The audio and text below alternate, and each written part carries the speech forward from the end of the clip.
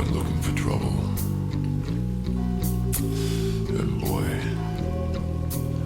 I found her. She's in love with herself. She likes the dark. Grey Wolf Studios.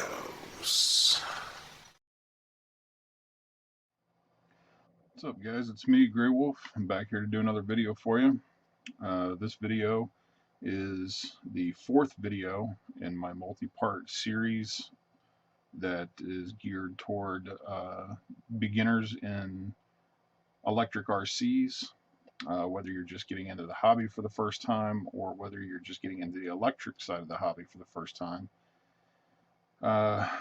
Most of what I'm trying to cover here is all of the basics about electrics, especially the stuff that confuses people, and may even touch on some intermediate topics as well. This video is going to be on LiPos. As you can see here, I have several different LiPos in front of me. This one here is a Sky LiPo 6S pack. As you can see, it's very big. This is typically about the biggest battery. 6 cell is about the biggest LiPo battery you'll see in a 1/8 or even not so much 1/10 scale. You rarely see them in 10 scales. You more see them in 8 scales. The 10 scales that you do see them in are typically, they're basically 8th scale in size, but yet the manufacturer calls them 10 scale. An example of that would be Traxxas is famous for doing that. They have a couple different kits. Both the Revo and the Summit are basically the same size as most your common 1/8 scale monster trucks, but Traxxas calls them 1/10 scale. So whatever. Anyway, that's a 6 cell soft pack, 4400 milliamp. This is a Genzace soft pack 4 cell or 4S pack, 5300 milliamp. And this is a Genzace 2 cell 5000 milliamp pack. This particular one happens to be a hard case. It's a hard plastic case battery. So let's just go over the different specs of a battery. One of the things that really sticks out on every battery you look at is the mAh rating, or the milliamps per hour rating. As you can see, I've got a couple different, all three of these are different. This one's 4400 milliamp per hour. This one's 5300 milliamp per hour, 5000 milliamp per hour. Essentially what that means, the only thing that the mAh value deals with is how long it'll run. It also works in combination with the C rating to determine the maximum amp draw, continuous amp draw that you can pull from the battery. And I'll get into that when I cover C rating. But the main thing that mAh is for is just kind of gives you an idea of how long the battery will run. A 5300 milliamp pack basically means that you can pull, a milliamp would be 1,000. It takes 1,000 milliamps to make 1 amp. So if you divide 5300 by 1,000, you come up with 5.3. So basically you can pull 5.3 amps out of this pack for 1 hour before it'll go dead. And that's basically the maximum capacity of that battery. This one, you can only pull 4.4 amps out of it for 1 hour before it goes dead. Now, obviously, you can pull more than 5.3 amps or 4.4 amps out of these batteries. You can pull a lot more out of that. But of course, the more you pull, the shorter the runtime you're going to have. For instance, if you double your amp draw from 5.3 to 10.6, this pack will only last you half an hour, so on and so forth. That's all the mAh value is, milliamp per hour. Since we already talked about C rating, I'll just go ahead and cover the C rating now. The C rating, in combination with the MAH rating, determines what the maximum continuous amp draw is that you can pull out of a particular battery. Um, for instance, we'll use this one because this one's easy to figure. A 5,000 milliamp pack is basically a 5 amp hour pack. So what you do is you take the amount of amp hours, which is 5, divide your milliamp hours by 1,000 because milli stands for 1,000. So 5 times your C rating. Now this battery has a C rating of 40. Will give you your maximum continuous amp draw. So 5 times 40 is 200. So this battery can withstand up to 200 amps pulled out of it continuously without damaging the battery.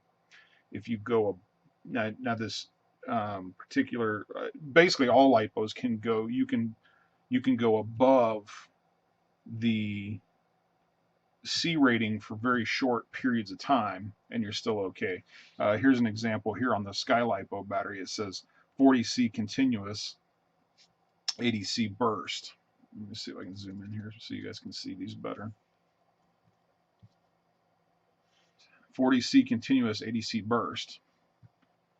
This pack, you can pull up to 176 amps continuous out of this pack without damaging it. You can pull double that, which would be 352 amps out of this pack for very short bursts. A burst probably being less than 6 seconds. 6 seconds or less, I think, is generally considered a burst. Charging LiPos. Let's talk about charging LiPos for a minute. Whether you are charging a LiPo for use or whether you're charging one for storage, or discharging it for storage, a storage charge either charges the battery up to about 3.8 volts per cell, or it will discharge it down to about 3.8 volts per cell to store it.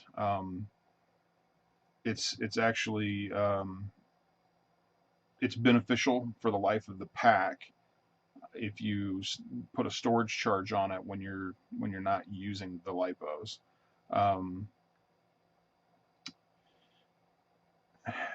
Everybody has their own idea of how long you can let a LiPo sit fully charged without doing damage to it or whatever. I actually read online. I think the article was published by LRP, maybe. I can't remember. It was a it was a respectable company, respected source, who basically said, they tested a bunch of LiPos, and they basically said after about 12 hours of being fully charged, the batteries actually begin to degrade. Now, 12 hours is kind of ridiculous because I always charge my batteries up 1 or 2 days in advance.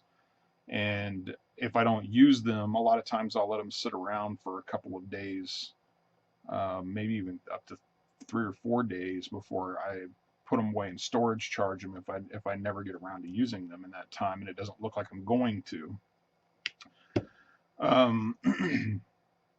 And I haven't really had any problem with that.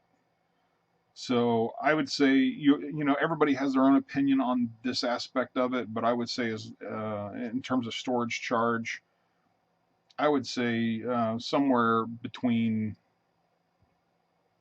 3 to 7 days tops. Actually, 7 might be pushing it. 3 to 5 days tops.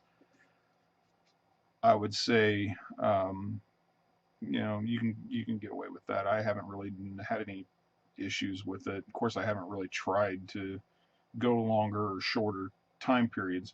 According to LRP, after about the 12-hour mark, your cells start building internal resistance, which isn't, it degrades the performance of the battery, but it's not terrible. I can't remember what they said the timeline was to leave a battery fully charged before it does like noticeable damage, but it was actually kind of a long time. So anyway, you'll get a lot of different opinions on that. Honestly, I would say just try not to go more than, I'd say, 3 to 5 days. We're leaving it fully charged. When you do charge it, I personally like to balance my packs every time I charge or discharge them.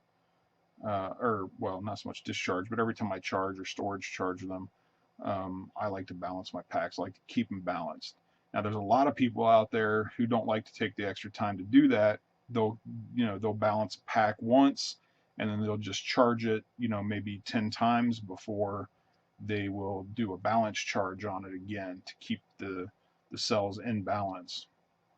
I'm a little paranoid when it comes to my LiPos because I've got a lot of money invested in my LiPos, and I don't want to take any more chances than necessary with them. So I just charge my batteries up a day or two in advance, and I just balance charge them every time. Um, what else? Safe temps for LiPo batteries. Um, Again, you'll run into a lot of different opinions on this. Most of the data that I've seen would suggest that LiPos probably shouldn't go over 150 degrees Fahrenheit. I don't like my batteries to get over 110 or 120. I prefer to use, I prefer to generally use 40 C or 50 C rated batteries to keep them cool. I've read in a couple of places that LiPos actually like to be ran warm, but and I don't mind if they get warm. If they get up to 100 degrees, 105 degrees, I don't stress that. But if they start getting over that point, then it's, for me, in my opinion, it's time to go up in C rating so the pack isn't working as hard. Because that's how your batteries get warm to begin with. If you're pulling close to the maximum continuous amps from a pack, it'll start getting warm. If you start, the closer you get to that maximum continuous C rating, the warmer the pack's going to get, to the point where eventually, once you get like close to it, or maybe a little bit past it or whatever, the battery actually will start overheating if you're not careful. So again, that's another reason why I like using the 40 and 50 C batteries, because it's very hard to pull enough amps out of them to make them work hard. For instance, a 40C battery, a 5,000 milliamp 40C battery can safely do 200 amps continuous. Well, the biggest 1/8 scale ESC that I know of only handles 210 amps continuous, which is the Tekin RX8. So any 5,000 milliamp or higher pack that's at least 40C rated should never really get anything but warm. It should never overheat. If you're overheating a 40C 5,000 milliamp pack, you've got something monstrous going on, or that there's something wrong with your kit. So anyway, definitely want to keep it below 150. I prefer below 110, 120.